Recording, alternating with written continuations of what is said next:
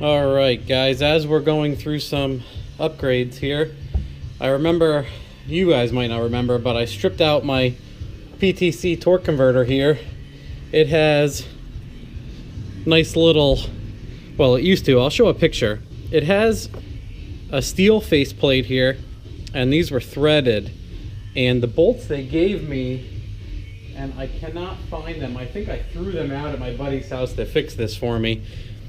The bolts they gave me are pretty damn thin. Not thin. Sorry, totally fucking wrong today. Struggling. I'm on Struggle Street. They're very shallow.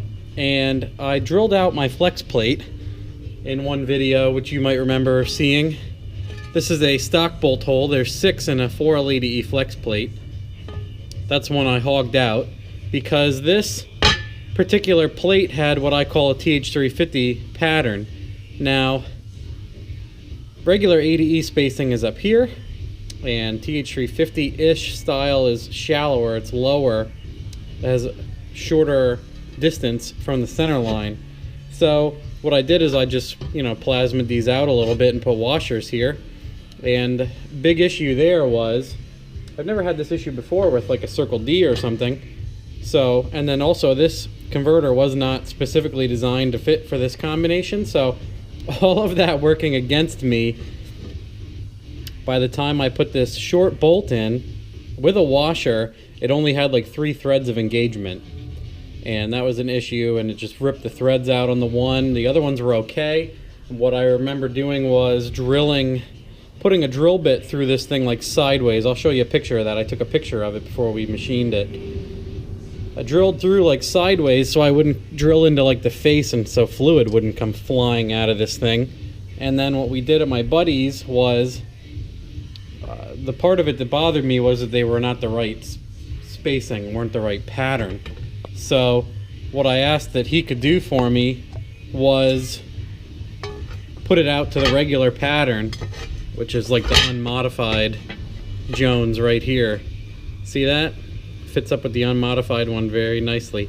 So what we did was we put it in his mill. I took pictures of it, and we milled this guy way back and milled down into the center line and everything, and cut steel dowels, and then bolted everything together, and then welded it all while it was bolted together with some 3/8 bolts. These actually came off my turbo manifold. So these are nice Tractor Supply guys that have already been through a hell of a lot of heat and abuse. So neat to see that those are still working fine.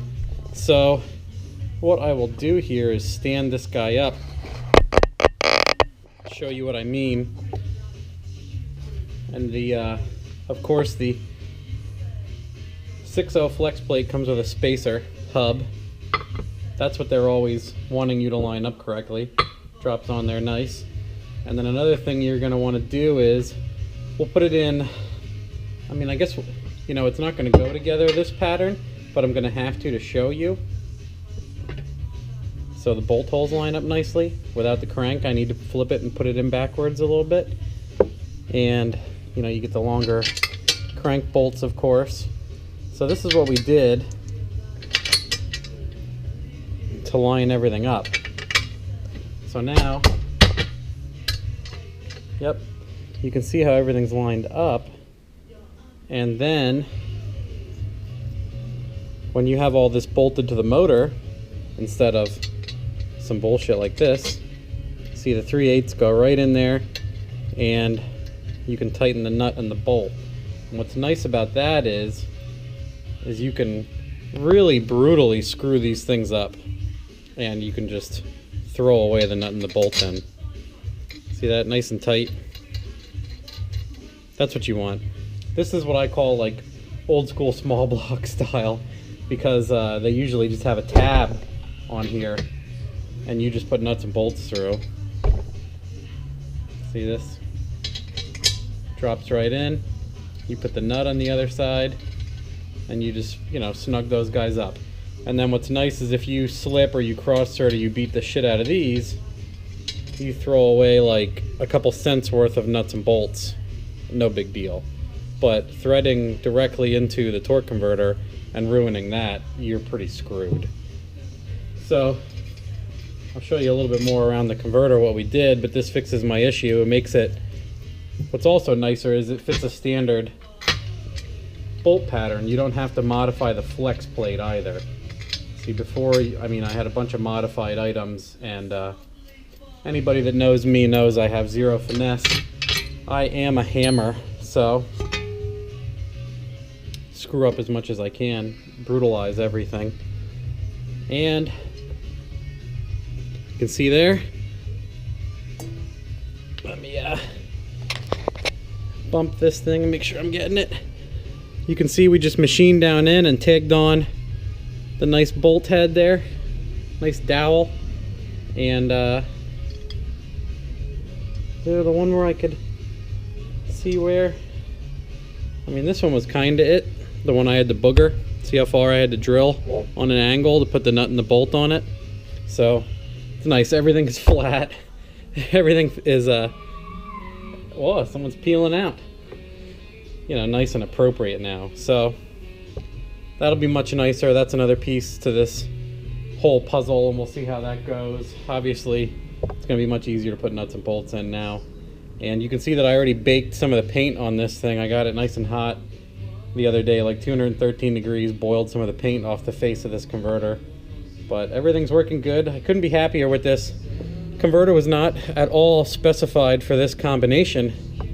It was actually some funny stuff. My buddy's building a 3800 V6 and a 4L80E powered Volvo wagon. So it was for that, and he ended up not being able to use it, or some other fit issue, totally unrelated. So I picked this up from him for cheap, much cheaper than he should have sold it to me, so I couldn't say no. So I got to try a nice single billet, because as you guys know, I usually buy like the $1,150 Circle D triple immediately right away. So it's been working great. It only has 8% slip at the track so far. So hopefully we'll get this guy together, and that's just all of the torque converter mods I did for this next upcoming wave of the motor.